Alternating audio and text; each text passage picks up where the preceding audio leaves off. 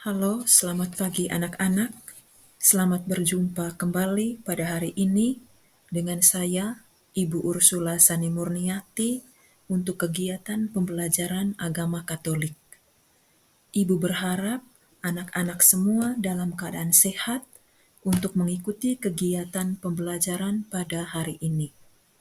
Baik anak-anak, sebelum kita mulai dengan kegiatan pembelajaran kita pada hari ini, Ibu mau tanya, apakah anak-anak sudah berdoa? Kalau sudah berdoa, mari kita memulai kegiatan kita pada hari ini dengan membahas sebuah tema tentang manusia sebagai citra Allah. Tema ini sangat menarik karena bersentuhan langsung dengan pribadi kita masing-masing. Tema tentang manusia sebagai citra Allah memiliki beberapa sub yang nanti akan kita dalami bersama pada kesempatan ini. Mari kita lihat sub yang pertama. Aku citra Allah yang unik. Dari sub ini ada beberapa tujuan yang ingin kita capai bersama. Yang pertama, mampu memahami diri sebagai citra Allah yang unik. Yang kedua, kita bisa menghayati keunikannya sesuai dengan pesan kitab suci, bahwa dalam diri kita masing-masing mempunyai keunikan. Nanti kita akan bahas bersama dalam kitab suci. Dan yang ketiga, mensyukuri dan mewujudkan penghayatan iman sebagai citra Allah melalui tindakan nyata dalam kehidupan kita setiap hari. Jadi itu ada 3 tujuan yang harus kita capai dalam pembelajaran ini. Mari kita memperdalam lagi dari tema tersebut dengan membahas tema tentang apa itu kata citra. Mari kita lihat arti dari kata citra itu sendiri. Citra itu yang pertama adalah gambar. Arti kata citra yang kedua adalah menyerupai. Dan arti kata citra yang ketiga adalah bayangan. Dari tema ini juga kita akan melihat arti dari kata unik. Aku citra Allah yang unik. Maka kita akan lihat bersama apa itu unik yang sebenarnya. Unik adalah yang pertama, ciri khas atau karakteristik seseorang. Yang kedua, unik itu adalah hanya satu, tidak lebih. Dan arti unik yang ketiga adalah berbeda dari yang lain. Mari kita lihat apa sebenarnya citra Allah yang unik. Citra Allah yang unik adalah yang pertama, citra Allah berarti kita manusia merupakan gambar yang menunjukkan ciri, yang menunjukkan tindakan atau sifat atau karakter Allah. Yang kedua, manusia dikatakan citra Allah yang unik, artinya manusia berbeda dengan ciptaan Allah yang lainnya, seperti hewan, tumbuh-tumbuhan lainnya. Karena berbeda antara manusia, hewan, dan tumbuh-tumbuhan. Itulah yang disebut dengan unik. Itulah beberapa poin penting terkait dengan citra Allah yang unik. Mari kita memasuki langkah yang pertama. Anak-anak diajak untuk mengidentifikasi tentang keunikan dalam diri, menyangkut sifat, kebiasaan baik, ataupun kebiasaan buruk, dan juga cita-cita. Sifat itu adalah sebuah bentuk karakteristik seseorang atau ciri dari seseorang. Dan yang kedua adalah kebiasaan. Kebiasaan ini mempunyai 2 sikap, yaitu kebiasaan yang baik dan kebiasaan yang buruk. Mungkin di antara anak-anak ada yang tahu apa saja contoh kebiasaan yang baik dan apa saja contoh kebiasaan yang buruk. Ibu akan menjelaskan arti dari kebiasaan yang baik. Kebiasaan yang baik memiliki beberapa contoh, yaitu yang pertama, tidak malas datang ke gereja, tidak malas datang ke sekolah, sering mengikuti perayaan Ekaristi, sering mengikuti kegiatan rohani, baik yang dilaksanakan di lingkungan sekolah, di tempat tinggal kita masing-masing. Kebiasaan yang baik berkaitan dengan kegiatan rohani adalah kita berpartisipasi penuh dengan kegiatan-kegiatan rohani seperti kegiatan katekese di sekolah, kegiatan katekese di lingkungan, kegiatan doa rosario di lingkungan, dan kegiatan-kegiatan rohani lainnya. Yang berikut anak-anak, kita melihat contoh kebiasaan-kebiasaan buruk yang biasa kita lakukan, entah itu secara sadar ataupun tidak sadar. Contohnya, kita sering malas ke gereja setiap hari Minggu, tidak mengerjakan pekerjaan yang diberikan oleh bapak dan ibu guru, sering malas datang ke sekolah, suka bolos pada jam sekolah, malas mengikuti doa di lingkungan, dan masih banyak contoh yang lainnya. Itulah yang disebut dengan keunikan.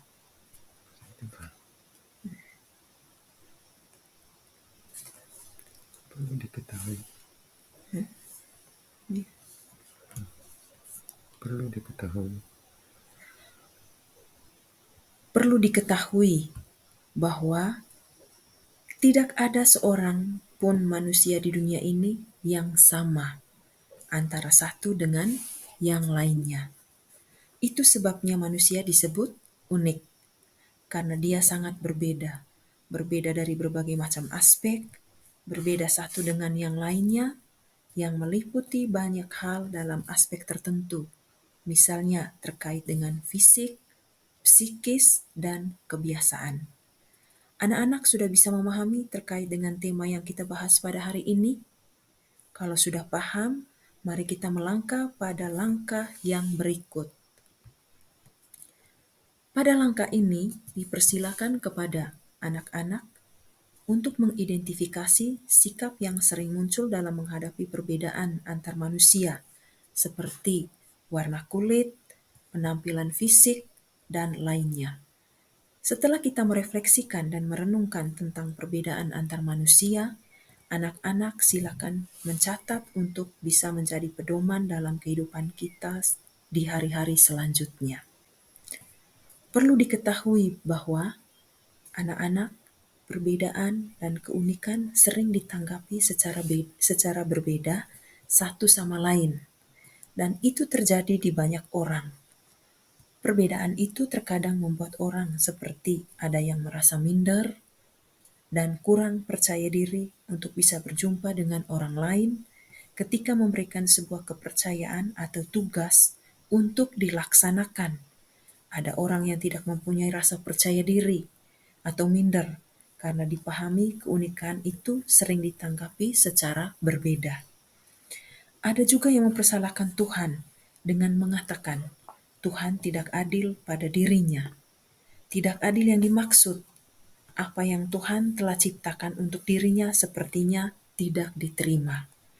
Ada yang mengeluh dengan mengatakan, Tuhan, kenapa saya diciptakan dengan hidung yang pesek, rambut keriting, kulit hitam, badan pendek, dan lain sebagainya.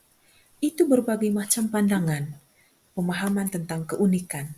Ada pula yang menutupi dirinya dengan berpura-pura atau munafik. Tetapi perlu disadari bahwa sikap seperti itu sungguh merugikan diri sendiri dan orang lain. Kenapa merugikan diri sendiri? Kita tidak mampu untuk bergabung dengan orang lain dalam berbagai macam keperluan kita, dan kita selalu berada dalam kesendirian dalam menjalani hidup ini setiap hari. Maka dengan persoalan seperti itu, anak-anak perlu mengetahui langkah-langkah apa saja dalam menghadapi perbedaan, atau apa cara kita dalam menghadapi perbedaan antara pribadi kita dengan orang lain. Langkah dalam menghadapi perbedaan anak-anak atau keunikan diri adalah kita harus selalu berusaha dan selalu berjuang mengembangkan diri sesuai dengan keunikan kita. Dan caranya dengan berlatih secara terus-menerus dan belajar dari orang lain. Jika hal ini kita miliki, maka perasaan minder atau rasa tidak percaya diri akan hilang dengan sendirinya. Yang terpenting kita mau untuk berlatih secara terus-menerus. Dari citra Allah yang unik ini, anak-anak, mari kita mendalami, menggali pesan kitab suci dan ajaran gereja tentang makna manusia sebagai citra Allah yang unik. Silakan anak-anak diminta untuk membaca dan merenungkan kitab suci dari kitab Kejadian bab 1 ayat 26 sampai 28. Mari kita sama-sama membuka dan membaca untuk kita bisa merefleksikan dan merenungkan apa yang disampaikan dalam kitab suci Kejadian bab 1 ayat 26 sampai 28. Dipersilakan kepada anak-anak untuk membacanya. Anak-anak, jika semuanya sudah membaca, sebagai bahan refleksi atas isi bacaan tersebut, yang pertama, apakah ciptaan Allah selain manusia dalam kitab suci juga disebut serupa dan segambar dengan Allah menurut kitab Kejadian? Menurut kitab Kejadian bab 1 ayat 26 sampai 28. Yang kedua, apa arti manusia serupa dan segambar dengan Allah? Dan yang ketiga, apakah semua manusia itu citra Allah? Ini untuk refleksi bagi kita semua.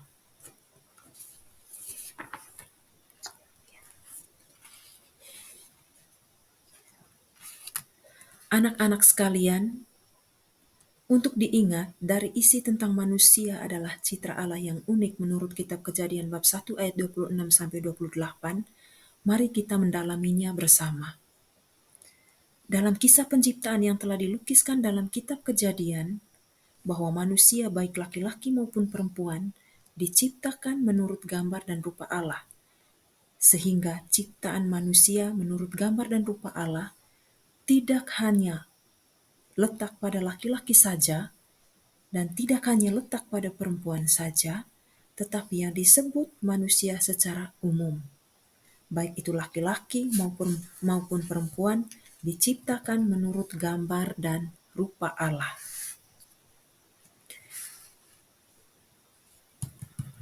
Tetapi Allah menciptakan manusia bahwa manusia adalah seseorang. Manusia adalah pribadi yang sangat berharga di mata Allah. Dan Allah menciptakan secara khusus dengan memiliki akal budi, hati nurani, dan kebebasan yang dianugerahkan Allah kepada dirinya.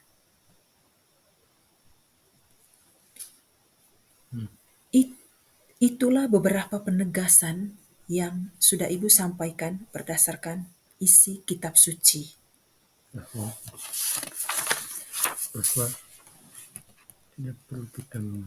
bahwa tidak perlu kita mengalami perasaan yang putus asa, disadari pula bahwa kita ini diciptakan sudah sempurna oleh Allah. Maka apa yang telah Tuhan ciptakan, kita harus kembangkan. Manfaatkan kemampuan-kemampuan yang kita miliki dalam diri kita masing-masing. Anak-anakku yang terkasih, demikian saja materi kita untuk hari ini. Sebelum kita akhiri pelajaran kita pada hari ini, siapkan lembar kerja untuk menuliskan sebuah tugas. Nanti, setelah anak-anak kerjakan tugas itu, akan dipresentasikan pada pertemuan minggu berikutnya. Silakan menulis tugas ini. Tulislah 2 perbuatan yang akan dilakukan sebagai buah tindakan atas pelajaran hari ini. Tugas ini akan dikumpulkan pada pertemuan berikutnya. Kerja berdasarkan apa yang sudah kita dalami bersama dalam tema yang sudah kita bahas bersama pada hari ini. Itu saja untuk hari ini.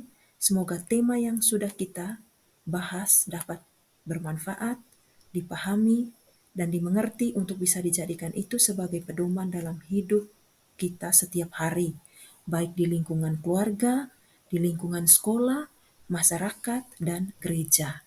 Sekian dan terima kasih. Mari kita tutup kegiatan kita pada hari ini dengan berdoa.